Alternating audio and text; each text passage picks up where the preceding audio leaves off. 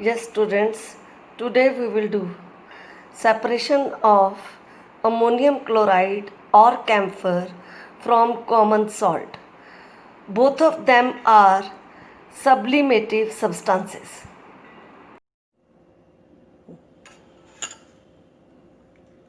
Now look at students. This is camphor.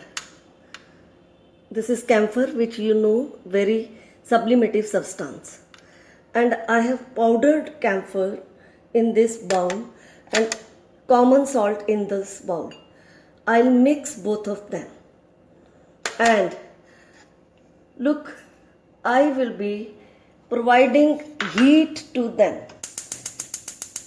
and cover it with another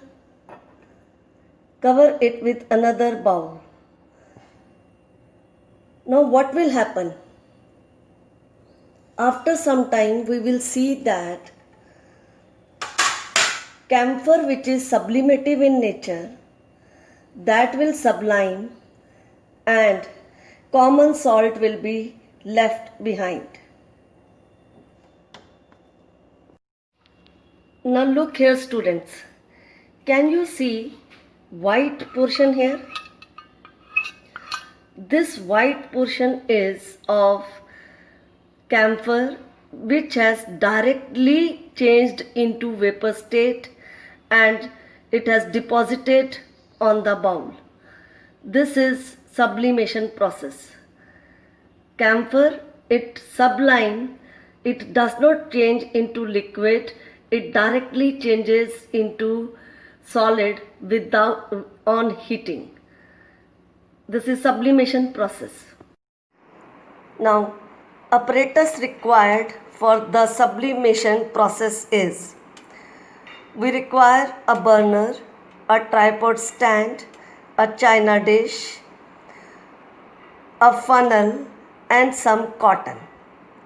What are the materials required? We will either take camphor or ammonium chloride and some common salt in it. So we will make a mixture of camphor and common salt and put it in china dish.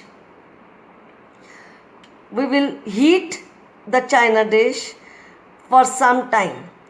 After some time we will see that vapors of ammonium chloride or camphor, they are seen at the this funnel, inverted funnel, and when these vapors they cool down, the solidified ammonium chloride or camphor is there, and what is left in the china dish?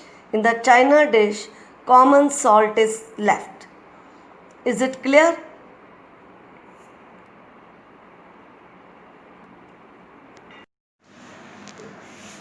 Yes, students. Now we will discuss what is the principle behind sublimation. First one of the substance is sublimative, that is volatile in nature. It directly changes into gas without changing into liquid state. And you have seen that camphor is sublimative in substance. Second is, another substance is non-sublimative, that is non-volatile, and you have seen that common salt, it remains in the bowl, so it is non-sublimative in nature. Now we will be doing some sublimative substances.